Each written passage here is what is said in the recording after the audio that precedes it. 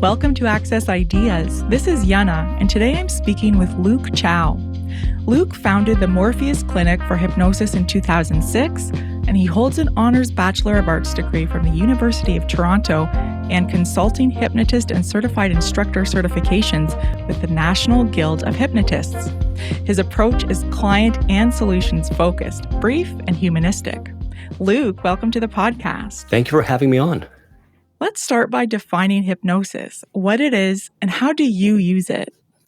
Sure. Well, every practitioner probably has a somewhat different definition, so I'll give you mine. And mine is derived from a practitioner and trainer called Dave Ellman. And he was teaching way back in the 50s and the 60s, but I still find this definition to be pertinent and useful. So hypnosis comes in two parts. First, it's bypassing the critical faculties. And that's less scary than it sounds, as we'll kind of talk about in this interview. And secondly, it's establishing acceptable selective thinking, which means that the client is wholeheartedly fixated on one idea to the exclusion of other ideas. So it's a rather technical definition, but there's a lot packed into those two criteria for separating hypnotic states from other states of mind. You've also heard it described as a highly focused state. You've also heard it as a highly suggestible state. That's right. And perhaps also a relaxed state. But the Ellman definition is quite clear as to how we separate hypnosis from meditation, for example, where the criterion of wholeheartedly fixating on one idea after bypassing the critical faculties, that's something that's quite unique to hypnosis. And the way that we apply it is that for the issues that a hypnotherapist might see, so issues with habits, mindset, confidence, there's usually a worldview or a mindset that people without the problem will have.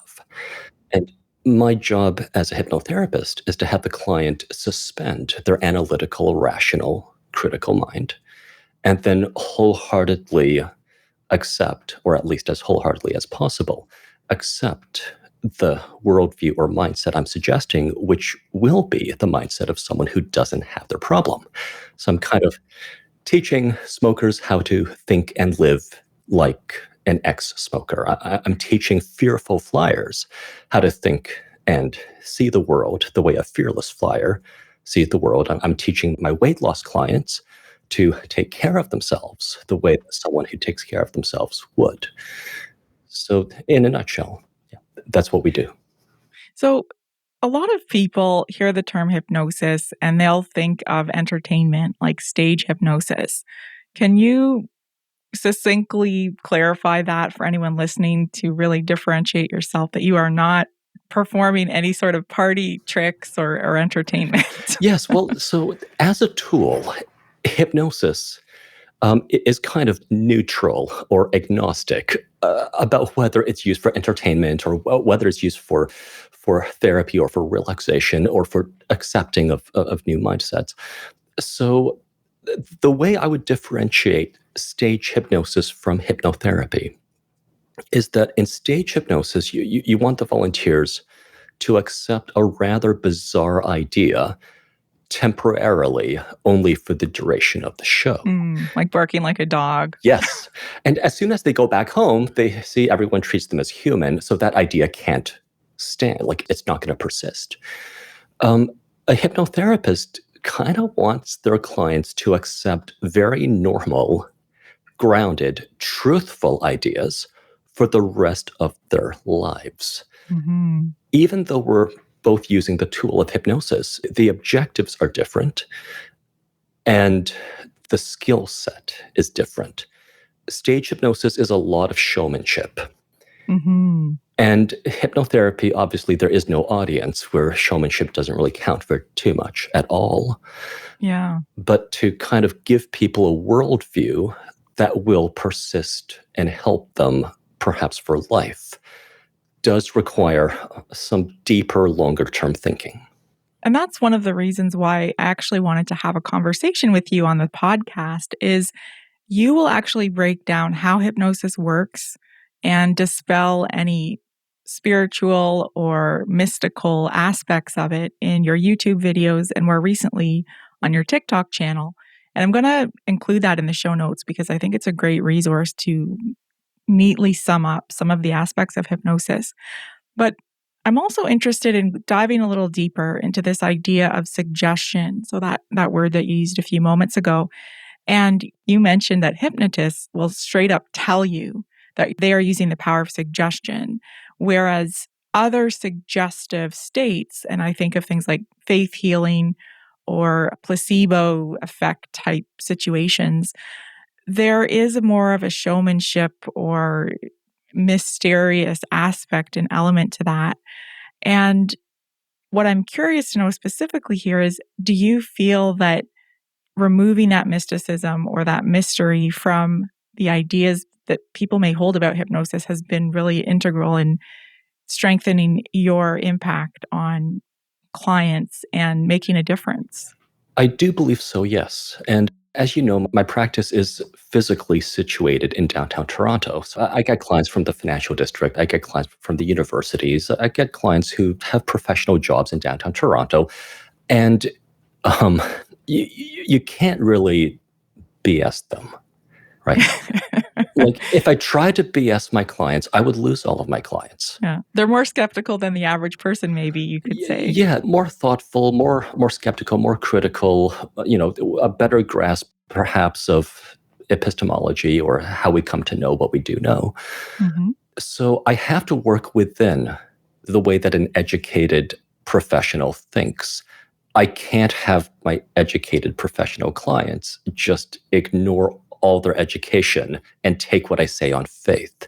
Mm-hmm. So yes, it kind of does serve, at least the population who I serve, it does serve them if I'm very clear and rational and grounded in my explanations of how hypnosis works.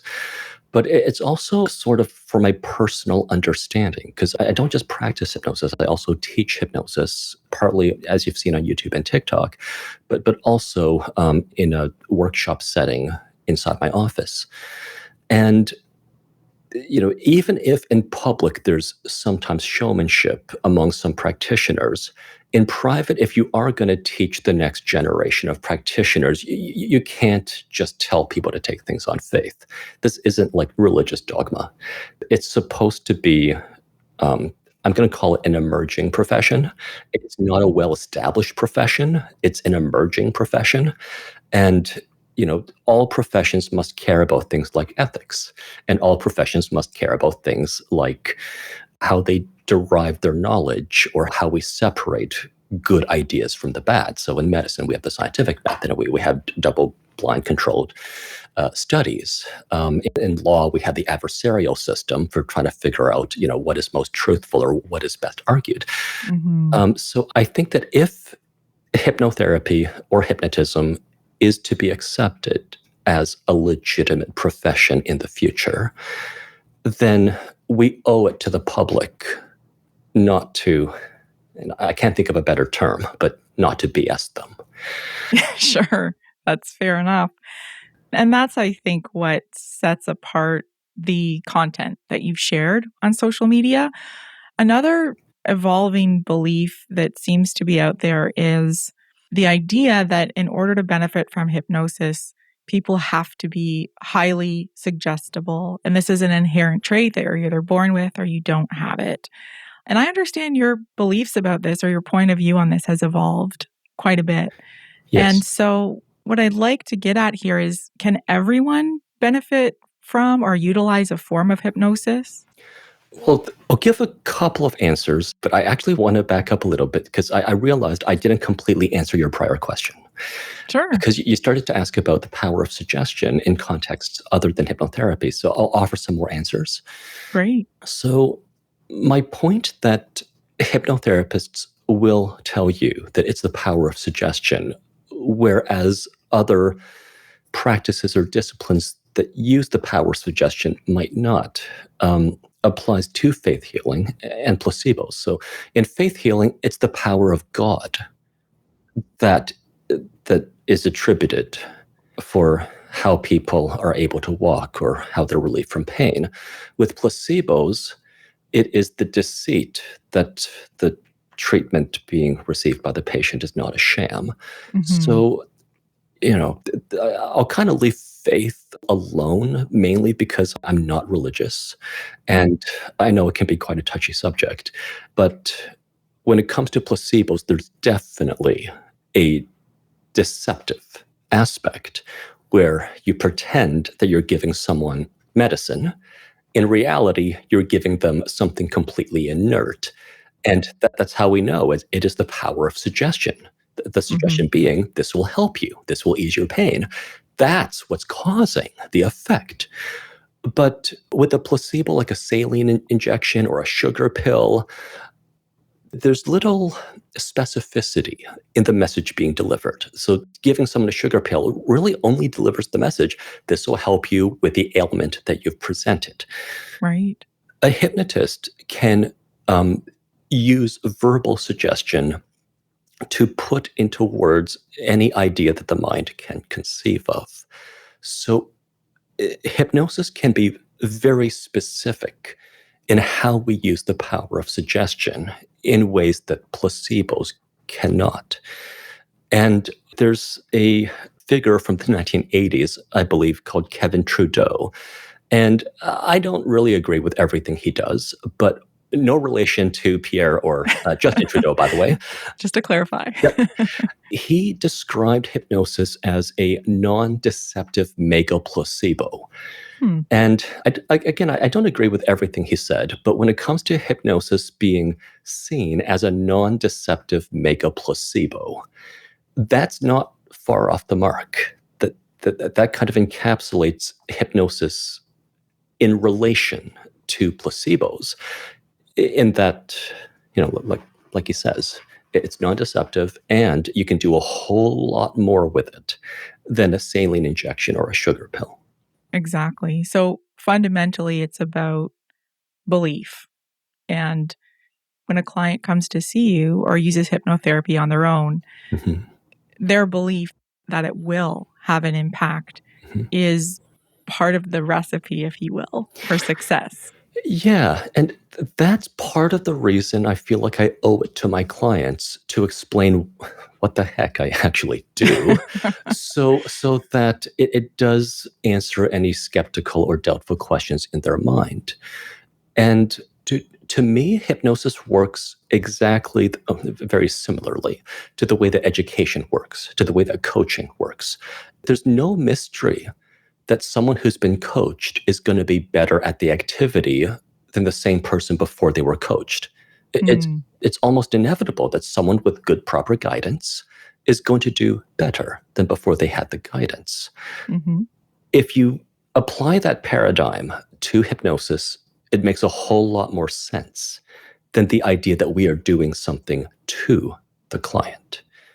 Yes, but I wanna add a question around what differentiates hypnosis from pure education or information, because as you've mentioned, smokers know that cigarettes stink. They know cigarettes could kill them, but something is obviously keeping them going, keeping them smoking. Yeah. So, what is it about the state of hypnosis that makes it different in terms of receiving information? I'm glad your first question was to define hypnosis, because I am going to refer back to my answer to that first question.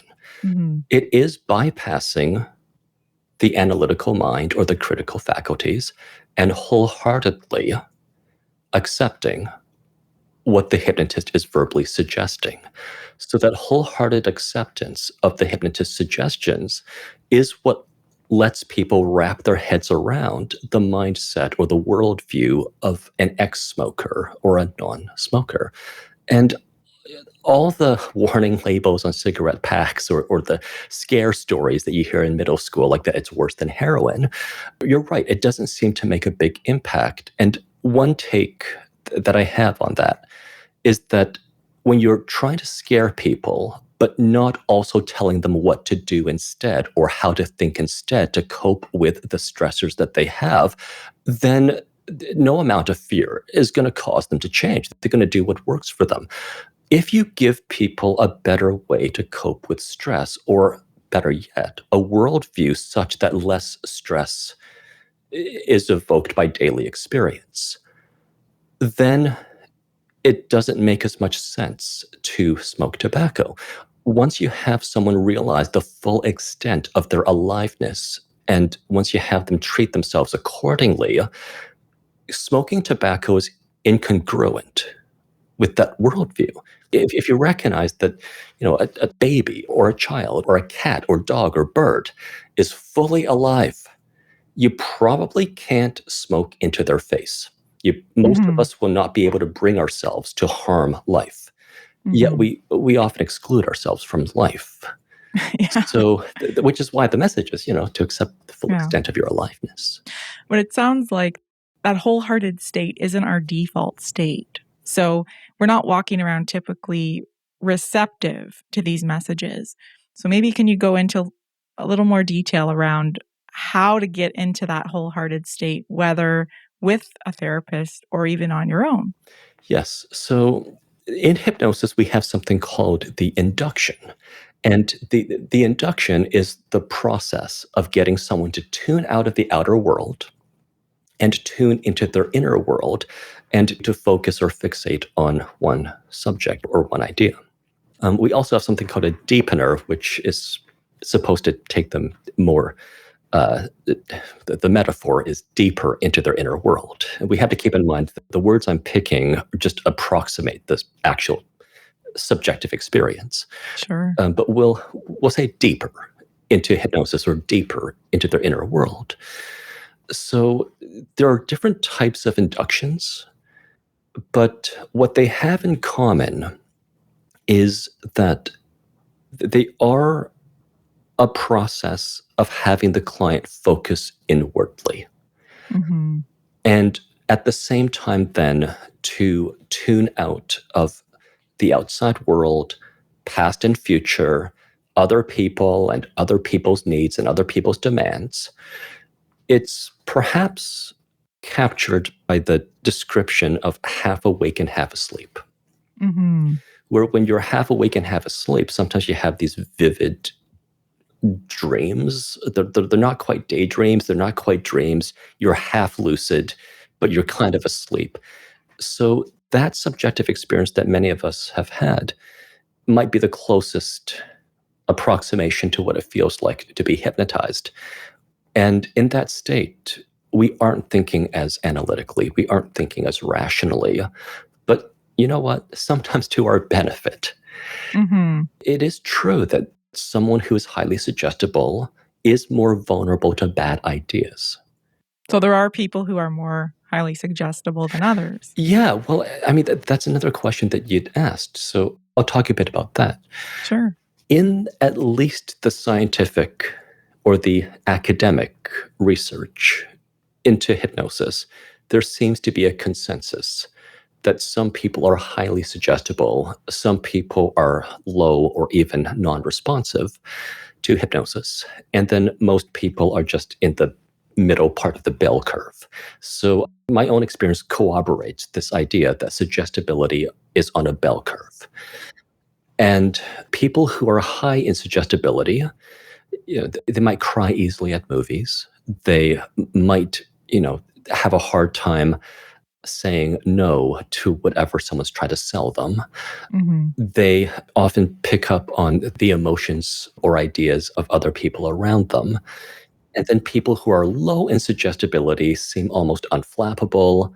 They are harder to affect emotionally, whether in the context of hypnotherapy or just in everyday life. So I tend to agree with that consensus that suggestibility is on a spectrum where it's a Gaussian distribution, or a normal distribution. And most people are just average in suggestibility with some outliers. Now, hypnotherapists often say a lot of things that I wonder if if it's more for their benefit than for the benefit of the public. And there is this idea that everyone can be hypnotized, but there's a difference between the question of can everyone be hypnotized versus Can everyone be hypnotized easily enough that it's worth pursuing hypnosis? Yeah, it's of benefit to them. Exactly. And those are different questions. So, because I'm a practitioner rather than an academic, I'm interested in the question of, can everyone be hypnotized easily enough that I can recommend they proceed with me? And the answer is no. There's Hmm. maybe 10 or 15% of the population who I would recommend against proceeding with hypnosis, just because I think it's the long way around Hmm. for them specifically. But the question of, can everyone be hypnotized hypothetically under ideal conditions? That's an academic question, which doesn't necessarily translate practically into a practice like mine. Well, going back to what you said a moment ago around people who are suggestible, the example of being more likely to cry at sad movies or being able to say no, do you feel there's a conflation, or do you see a conflation between susceptibility and sensitivity? So, are people who are maybe more emotionally sensitive also more likely to be clients who would benefit from hypnosis? I definitely find that the clients who come into my office are more sensitive, introspective, self aware, thoughtful. And because I can't really compare them with people who don't walk into my office, Sure. I don't know whether I can draw any meaningful conclusions. But I do believe that if someone comes in and they just kind of sit there cross armed saying, make me, such a person's not really worth, kind of working with, because it's going to be an uphill battle. Whereas someone who is very sensitive, often I can say something once and it resonates. And that's kind of a picture of the ideal client, where I don't have to keep making the same point many times. And I don't have to try to find ways to kind of get an idea in their heads. I can just speak straightforwardly. And the first time, or maybe the second time I say it, it sinks in, it resonates, and they got it. That's kind of a picture of someone who's a very good candidate for receiving verbal suggestion.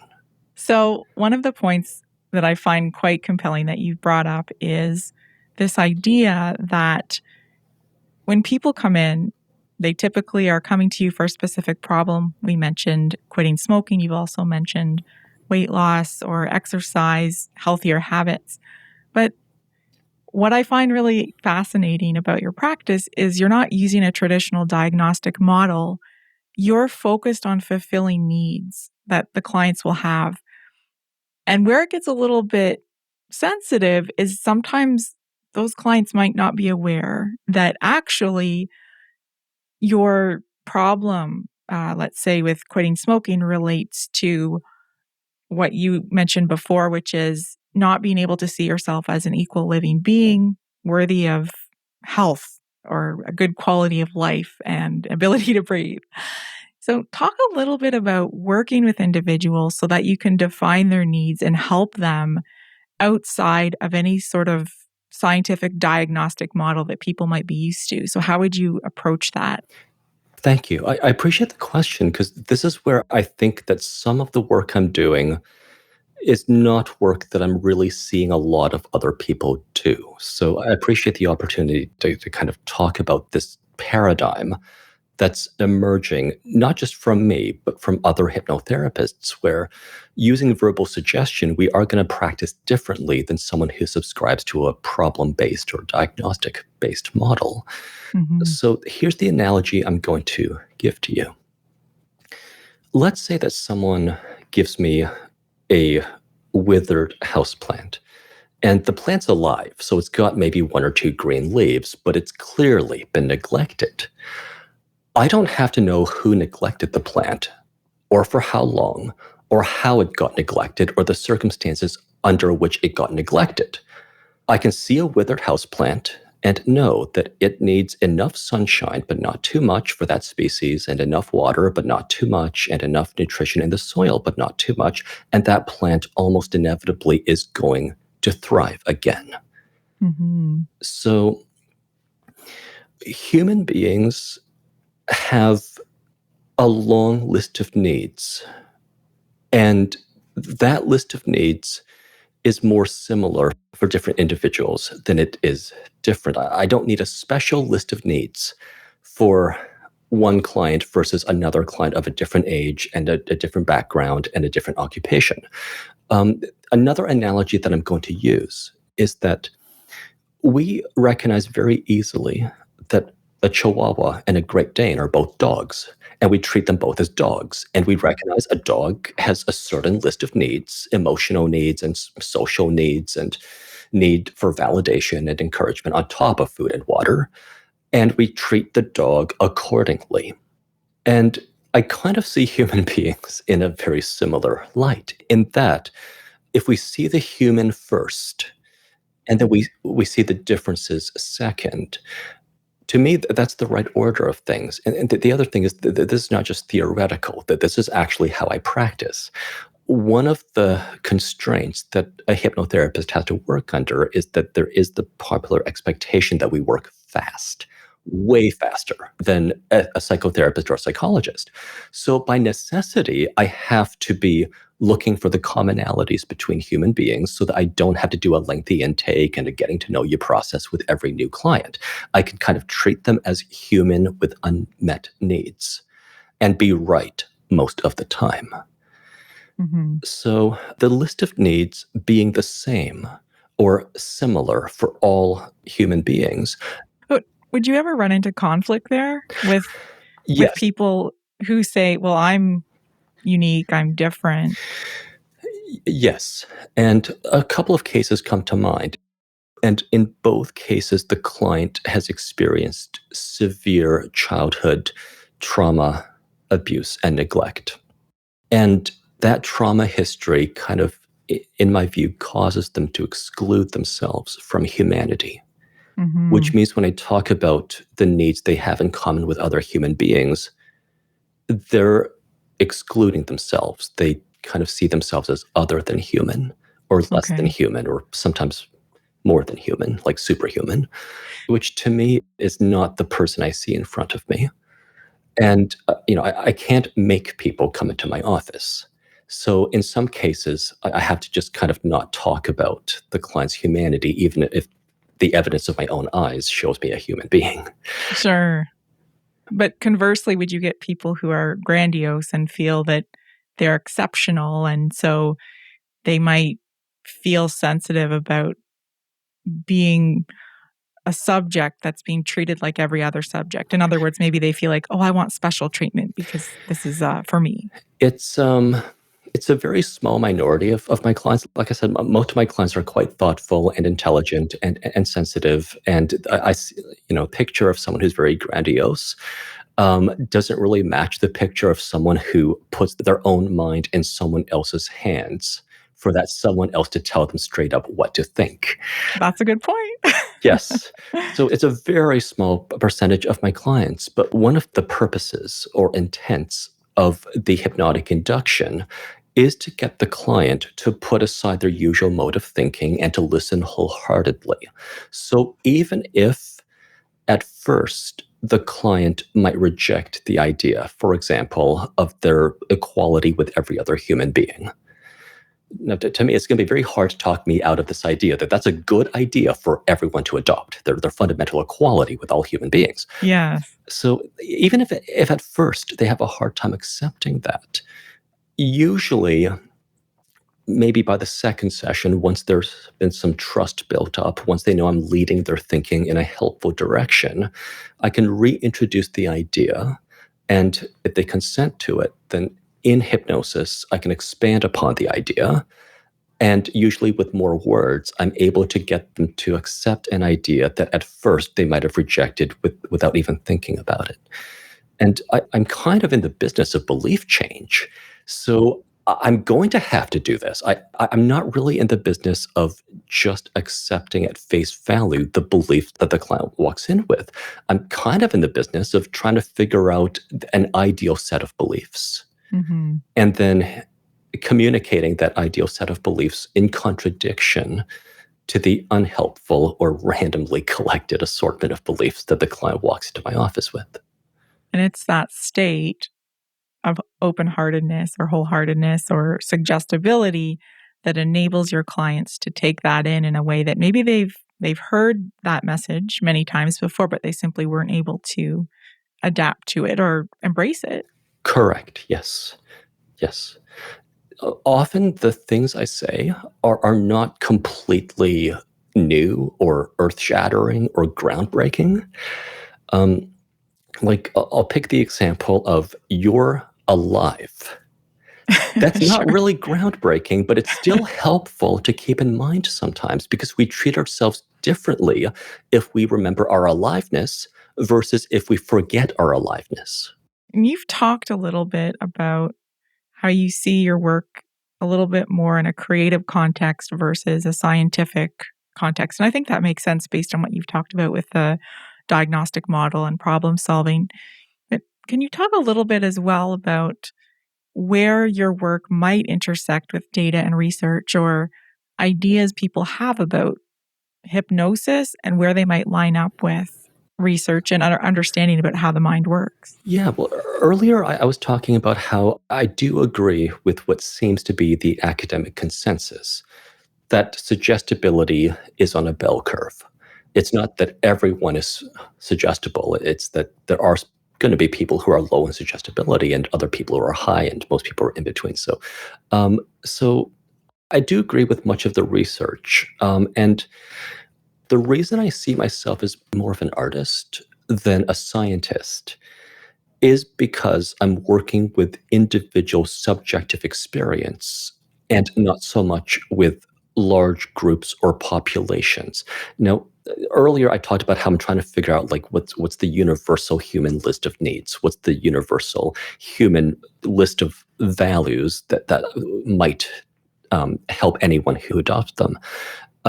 So in that way, I am trying to kind of derive more general conclusions from individual experience. But I have a lot of respect for science, and science does have a certain rigor that the kind of work that I do doesn't have.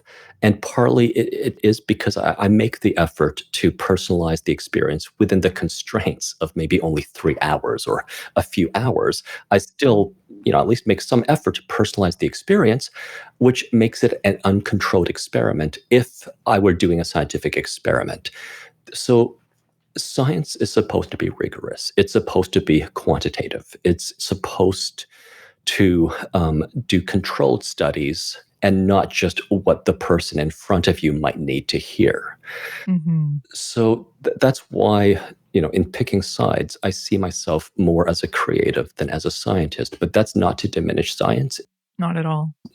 Precisely. Yeah. It's Yeah. actually out of respect for the rigorous work that a scientist does that I won't put the label on myself. And I think it's your ability to cross over analytical thinking to picking up on signs and cues and combine ideas with emotions that probably makes you more effective Well, than yeah. someone who's just using one or the other. Well, I like to point out that the history of philosophy and storytelling and meaning making is far longer than the history of science, let alone the history of psychology or psychiatry. I mean, the DSM's currently in version 5. There's going to be a 6, there's going to be a 7. They're going to get rid of some diagnostic categories, they're going to add some more. It's going to keep evolving because it's not like Newtonian physics where it's pretty much settled. So I kind of treat the science of mental health treatment as very much in its infancy. And if they reach some clear conclusions, I might borrow from that, what I'm going to count then as knowledge that science has discovered. But a lot of what is being, normalized, that's coming out of psychiatry and psychology, to me, I'm not sure it crosses the threshold that I can count it as knowledge. Hmm. And, psychology has kind of a replicability crisis. And like I said, psychiatry keeps going through revisions. And even something like psychiatric diagnosis is somewhat of an art and not purely a science. The criteria are somewhat subjective and not objective, such as the results of a blood test. Hmm. So, long story short, hypnotherapy is an emerging profession that I see running in parallel with other professions that might be more advanced, but that I still kind of see as having a lot of difficult problems to solve before I can really borrow too much Sure, from what they're sure. doing. Well, and even if your experience is comparable to something like a case study or qualitative studies, the proof is in the pudding when it comes to your tenure in the field.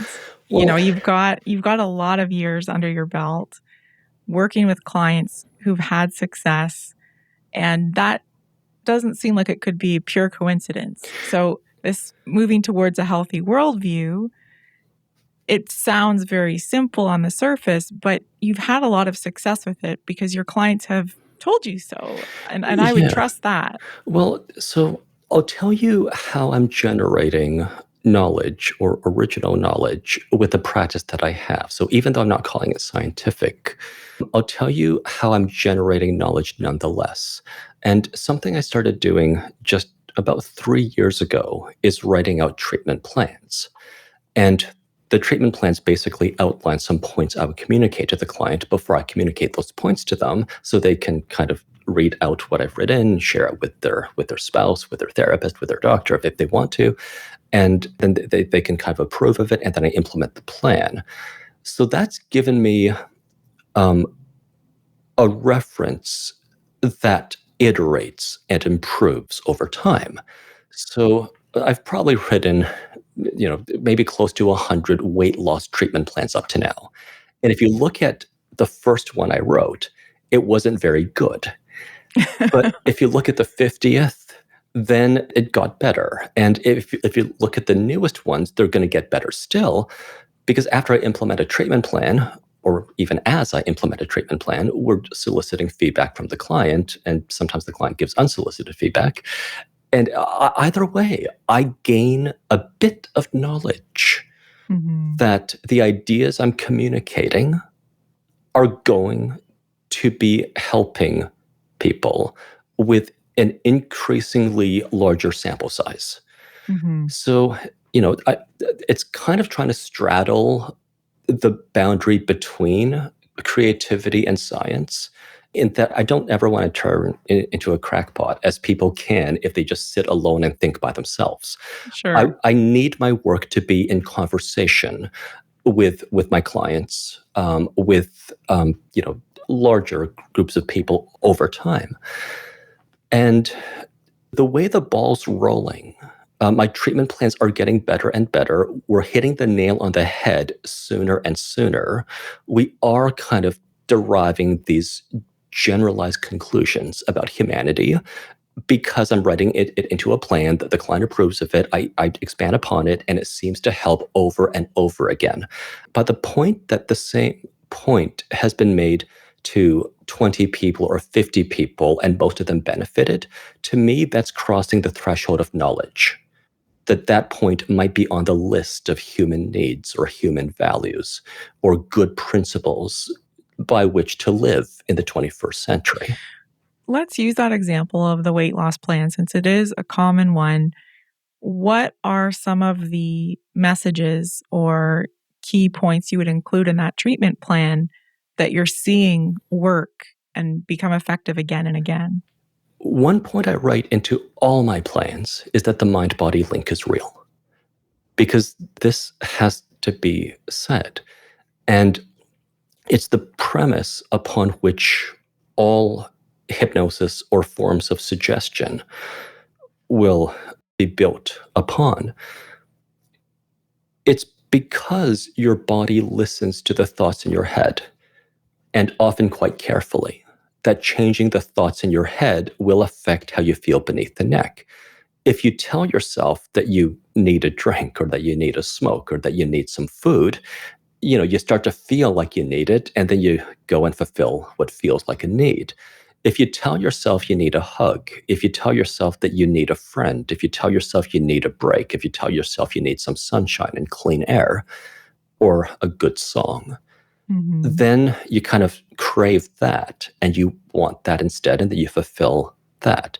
I would actually argue that things like time in nature and music and stories are on the list of human needs, and that without these things, we suffer. With these things, it contributes to our thriving as human beings. Mm-hmm. So, the first point I make to everyone is the mind body link is real. And during a hypnosis session, they have a lived experience of that. Mm-hmm. For weight loss, I also then make the point that they're going to take care of themselves because they're alive. Now, you need no reason other than life to take care of, let's say, a houseplant or a pet cat or a child, right? You don't need to, have it be their birthday. You don't need to first, have them gain too much weight before you feed them well. Although I will argue that there's people that brag about their ability to kill houseplants, and they're perfectly lovely people, but I always wonder where that comes from. Yeah, it's self-deprecating humor, I think. That makes sense. Yeah, but like, I've seen some of your houseplants in some of the video calls we've done, and your plants always seem to thrive. And that's not by Thanks. it's not by accident. It's not at all by accident. It is with care. It is with recognizing the aliveness in the plant and the care that aliveness needs and deserves. Sometimes we treat ourselves worse than our houseplants. Mm-hmm. So I'm going to expand upon this analogy. Because when you're watering a plant, at some point you pull back the watering can before the plant gets too much of a good thing. And you'll look at the species of the plant and give it enough shade versus enough sunshine. And a plant that doesn't thrive in sunshine, you wouldn't put in direct sunlight. So this is just a bare minimum standard by which we might treat other forms of life. When it comes to my weight loss clients, I use this analogy, especially if I notice, say, on a video call that they have houseplants in the background, or if a cat walks in view, or if a dog barks in the next room, then I'll make this point that, treating yourself the way you treat all other life means that there's some ways of neglecting yourself that you'll have to relinquish.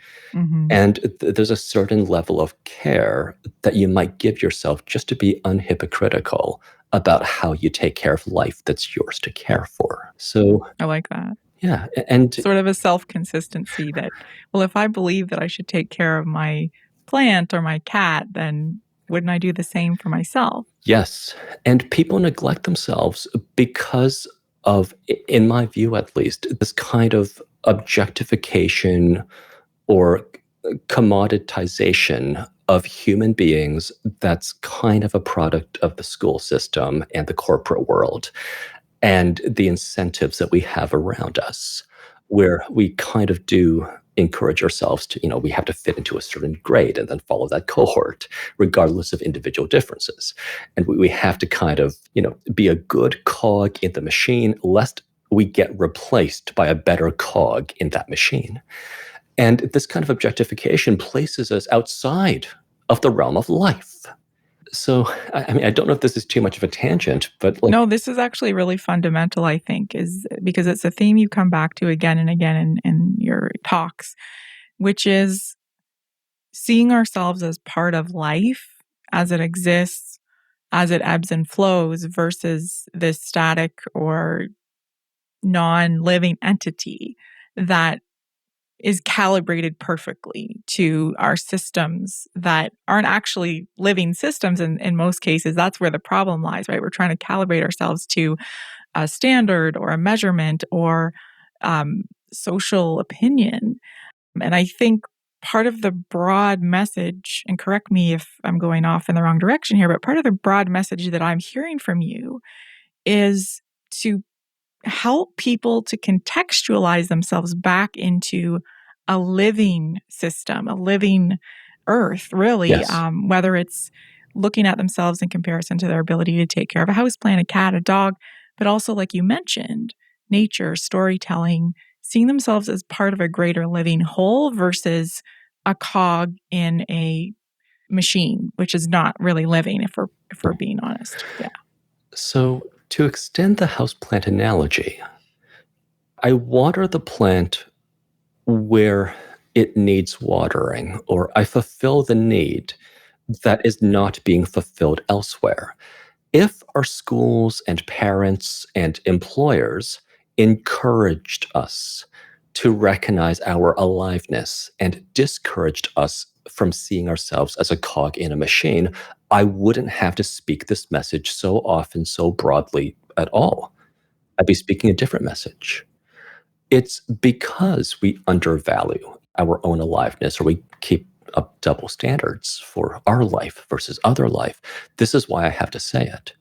It's because these kinds of messages are not really said, or not said enough of elsewhere, that I have a practice at all. I mean, my ideal world is such that I never have to say any of this ever, and I'm like a painter or something. But we're not living in that world. We're living in a world where the living beings, we call human, are trying to fit themselves into these boxes that they're not really shaped for, and no wonder they're unhappy. And for me to help them in ways that the other professions often sometimes seem to miss or aren't doing enough of, I am straight up telling people some of these fundamental truths that then they can see with their own eyes, that they'll keep seeing with their own eyes, that aren't actually much of a stretch, but that just aren't talked about or recognized enough of. And I want to add to this one of the messages that you have on TikTok, which I love. Self-love is more like sunshine than pie.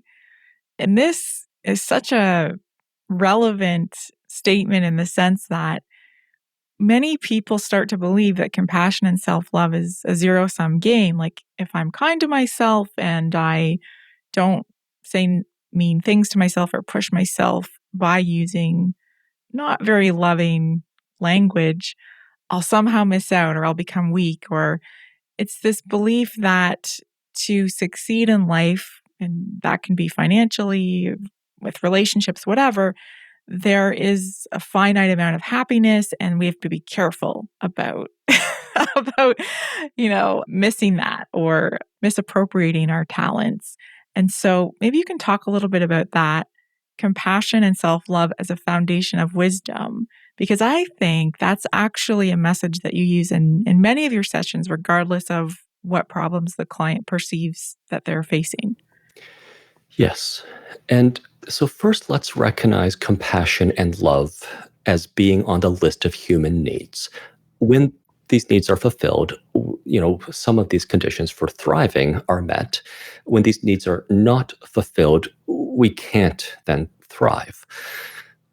And once we become adults, we kind of gain moral authority over ourselves. This is another message that's not said enough of, but I'm saying it.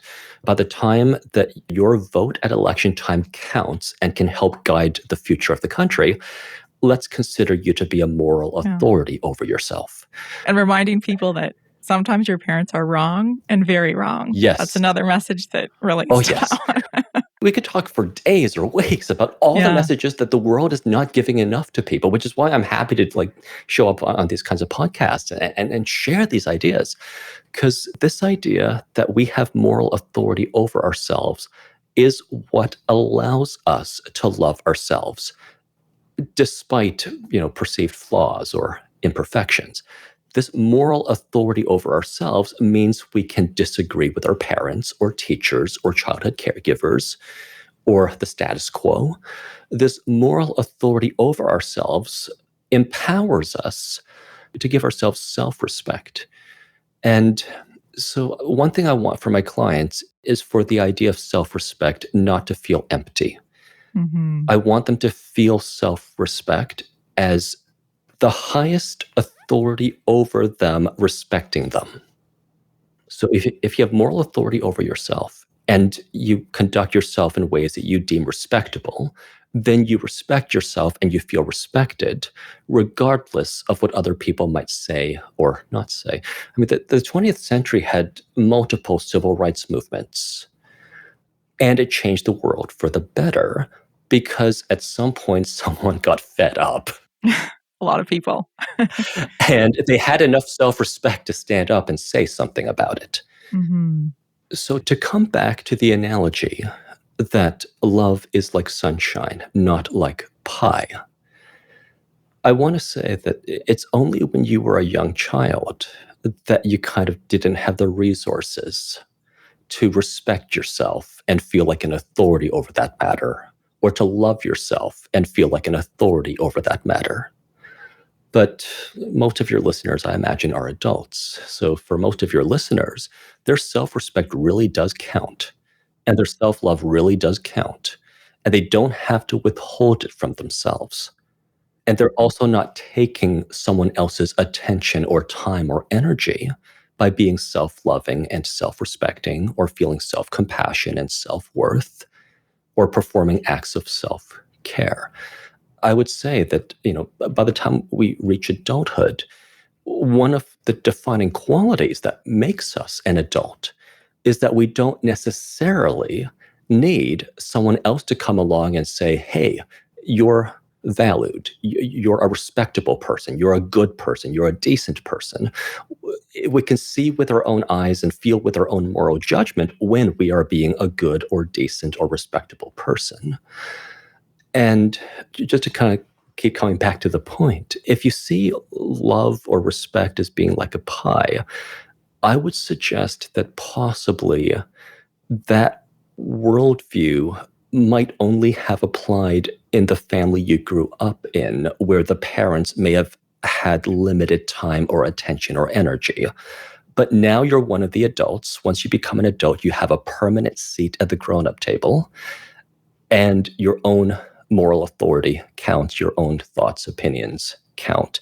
And you can give yourself all the love, all the compassion, all the respect that you feel like you need. For most people, they don't even have to worry about too much. They just have to worry about getting enough. Hmm. Like sunshine. Like sunshine. Well, there's enough sunshine that we don't put others in the shade Yes, when we exactly. enjoy the sunshine.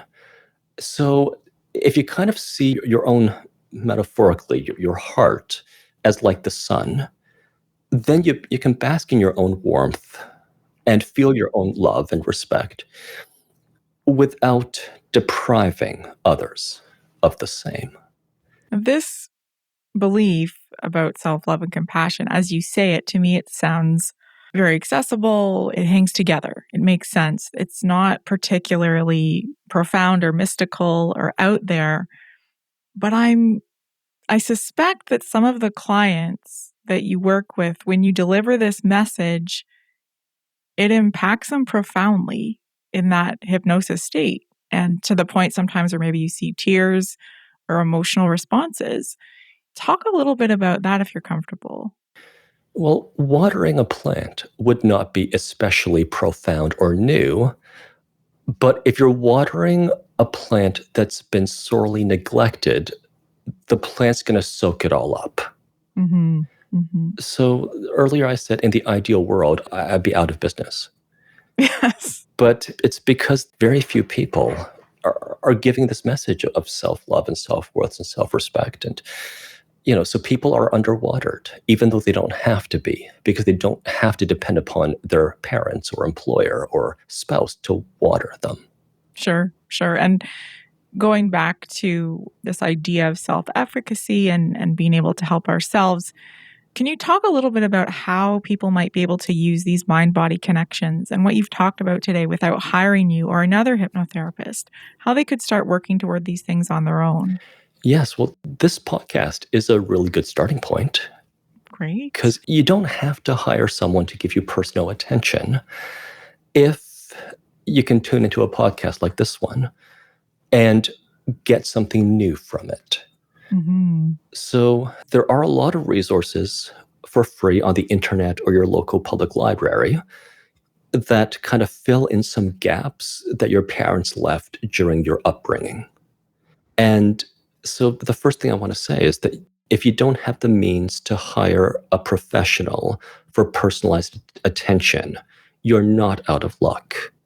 The other thing I'll say is that once you start to uphold a universal standard for how you talk to a person, you don't need special words for talking to yourself inside your head. Talking to yourself like a friend is more than good enough. Talking to yourself like a sibling is more than good enough. Talking to yourself like a kid, like one of your own children, is more than good enough.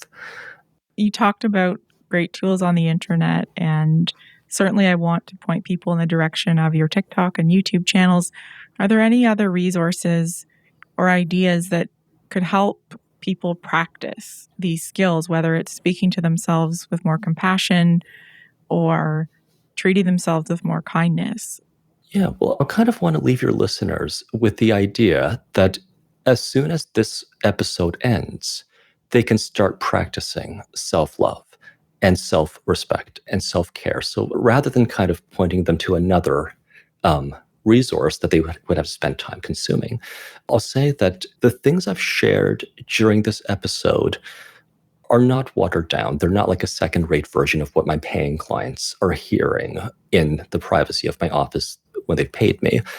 So everything I've said is something that you would get if you paid me for it. Mm-hmm. But on top of that, we don't have to overcomplicate helpful, self-loving, self-respecting self-talk. If you kind of apply the filter of, would you say this to someone else? Mm. Then it's going to take a lot of what you've been telling yourself and crumple it up and toss it.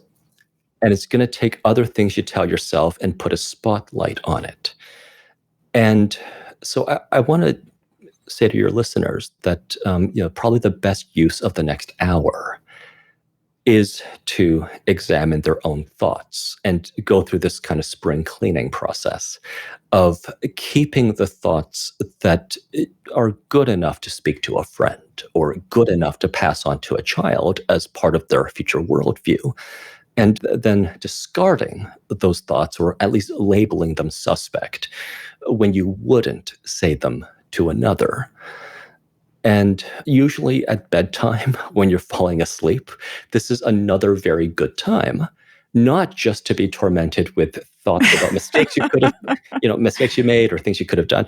That's a good time to kind of like sort through those thoughts and put more attention with just a bit of intentionality on those thoughts that make you feel good.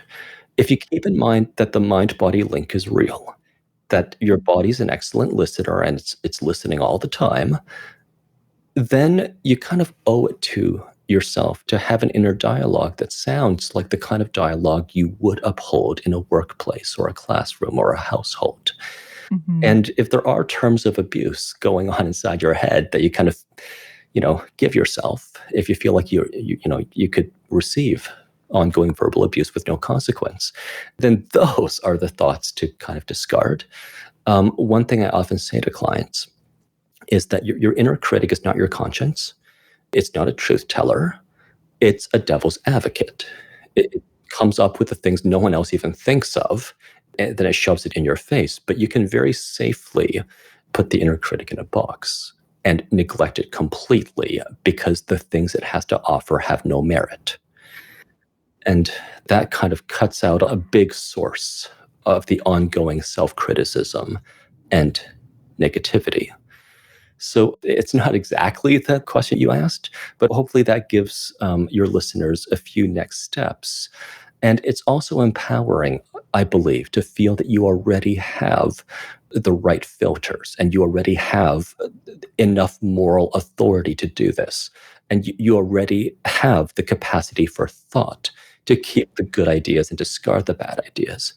I like that it's very practical and accessible. This isn't an added cost really to anyone. We all have to fall asleep at some point. So Exactly. why not use it to reflect on some of these points? I think that's great advice. I would like to turn to a focus on you actually next, and that is what's coming next for you. I know that you're moving to a new office. That's very exciting, but you have a very full list of clients, and I know that you'd like to spread some of these really great, practical, applicable ideas outside of the office, as you've mentioned several times in our chat today.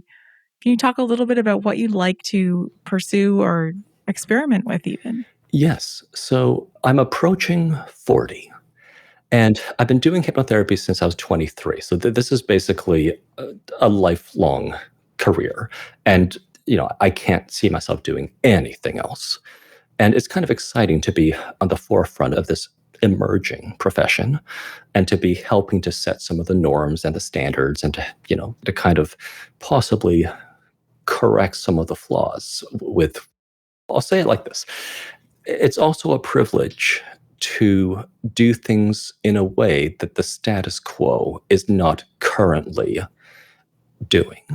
Mm-hmm. So, in the future of my practice, I see a lot of public advocacy for hypnosis and hypnotherapy.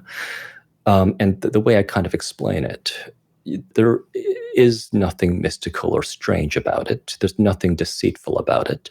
It also doesn't really step on the toes of the psychotherapists and psychologists and psychiatrists, mainly because I'm doing something they're not really doing unless they also do hypnotism. So there's that. And the move that you mentioned is very exciting to me for one reason. The space has a 600 or 650 square foot room that I'm setting up as a classroom. And That's amazing. And it's not going to have like those elementary school chairs. It's going to Let's have hope not. it's going to have armchairs. So if you kind of imagine like it's a yoga class or a meditation class, but with armchairs rather than pillows and yoga mats.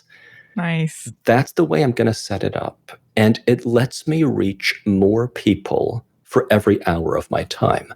So one of the challenges I've kind of come across in this nominally post-pandemic world is that it's like all the pent-up demand is suddenly being released this summer. And I am working 6 or 7 days a week, and I'm booked 2 or 3 weeks out. And one of the ways to kind of manage my client load is to put more people in the room. For some issues, not every issue, for some issues like better sleep, weight loss, smoking cessation, I can deliver one message to, say, 15 or 20 people. And each of those people might get something different from it, but each of those people will get something from it. And on a broader scale, I'm doing more of these interviews. I do have the TikTok channel and the YouTube channels, both at Morpheus Hypnosis. And the YouTube channel has sample sessions, which lets me reach more people internationally. The TikTok channel is primarily short thoughts about just generally the ideas that I'm sharing in private with my clients or that I implement in my own life that I think the world would benefit from. I'm not really expecting to kind of like make any kind of return on investment from my YouTube channel or my TikTok channels. It's actually because I get distressed when I see so many people with thinking that can be fairly easily corrected, and no one's saying the things that I say. So again, in the ideal world, I wouldn't even have a practice. But because we live in the world we do, with so many bad ideas floating around that people believe in, unfortunately, I feel almost a moral obligation to give to the world by spreading ideas as widely and freely or cheaply as possible. Well, that is well aligned with the purpose of this podcast, to spread good ideas that are founded in reality and accessible to more people. So with that, I'd love to thank you for coming on the podcast today, Luke. You've been a wonderful guest, and I always enjoy chatting with you. I look forward to seeing what comes next in your office and any insights that you have to share from that new experience of client groups. That would be fascinating to hear. And I appreciate that you invited me and that you were able to spend some of your weekend having this conversation. I appreciate you and your listeners, and I'm happy to be on. Great. Thanks again, Luke. You're welcome. Have a great day. You too.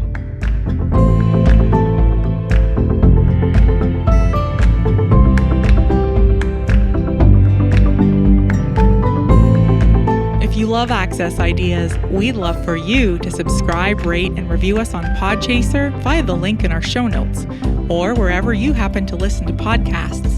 Tell your friends about the podcast too. Until next time, thanks for listening to Access Ideas.